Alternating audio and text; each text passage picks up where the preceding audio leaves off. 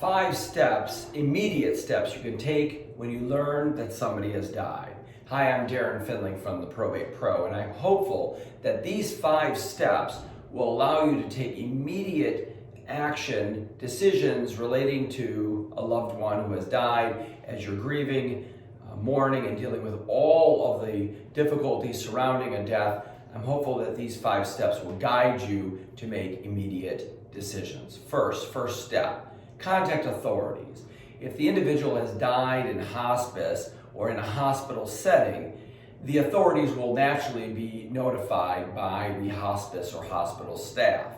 But if the individual dies at home, contact 911. They will send the police out to evaluate the situation and begin the process of bringing the coroner or medical examiner into the situation. So first step, contact authorities.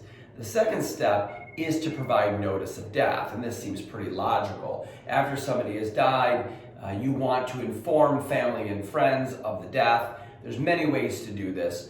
Picking up the phone, text message, social media is often used as a means of spreading the information very quickly. And of course, the traditional ways, obituaries and notices of death within the newspapers, are other ways of spreading the information so that everyone in the community may be aware of it, whether they're in a church group or in clubs or affiliation groups, to let them know of the passing of that individual.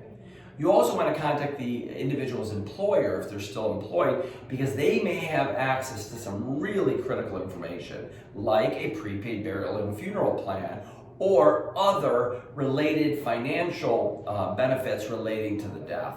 Often, employers will also participate in some meaningful way in the funeral process, sometimes contributing economically to the funeral bill, providing some assistance there, or some guidance through that process. So contacting the employer is a critical step in the notification.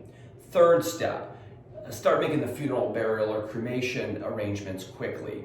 Now, of course, you want to follow the wishes of the individual. So if they have identified through some estate planning documents, a will, a trust, or other planning documents, how they want to be treated upon death, whether it's burial, cremation, or some specific plans, you want to learn that information by going through their important documents, looking in their safe deposit box, or wherever they may have stored that critical or important information.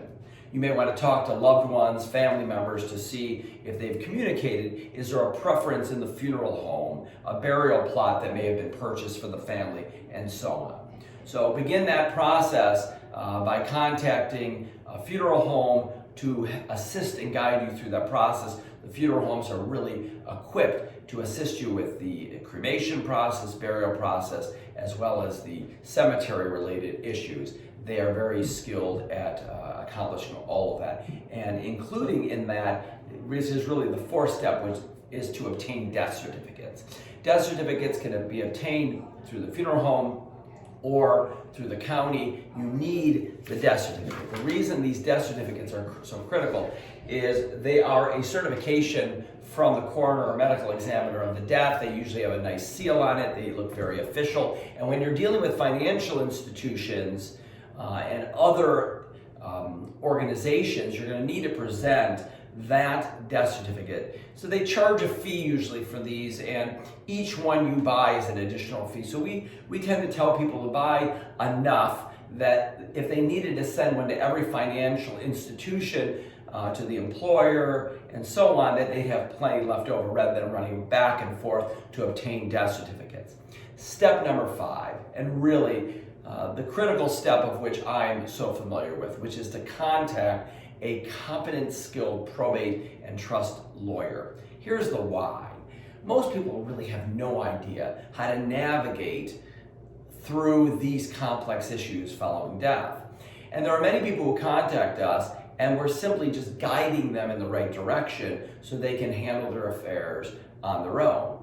But also, many of those people need the assistance of a lawyer to really walk them through step by step of the administration process. And it's another video, which I've made many of these, on the entire probate and and trust administration process that you can watch to really get a feel for all of the steps that are necessary in this process. Contact a good lawyer, not just anybody out there, or not just the cheapest one. A lawyer that you can communicate with and will do a great job from the beginning of the process through the end. So the 5 steps when somebody dies: first, contact authorities; second, provide notice of death; third, funeral, burial, cremation arrangements; fourth, obtain death certificates; and 5, contact a skilled probate attorney. These are the 5 immediate steps. There's all sorts of additional things you'll want to be doing. That's where you should start. If you've got questions about any of these steps or the details within these steps, call us at 877-YOUR-FIRM or visit us at theprobatepro.com.